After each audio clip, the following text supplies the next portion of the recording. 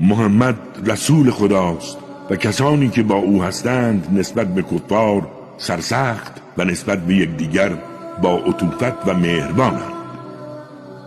آنها را می‌بینی که اهل رکوع و سجودند و همواره فضل و رضای خداوند را جستجو می‌کنند.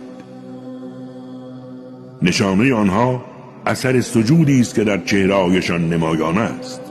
وصفشان در تورات آمده و توصیفشان در انجیل چون گیاهی است که جوانه‌اش را برآورد و به تقویت آن پرداخته تا محکم شود و بر پای خود بایستد و کشاورزان را به شگفتی وادارد و کافران را خشمگین سازد. بدانید خداوند از میان آنها کسانی را که به حقایق ایمان بیاورند و عملکردی نیک و شایسته داشته باشند به مغفرت و پاداش بزرگی وعده داده است.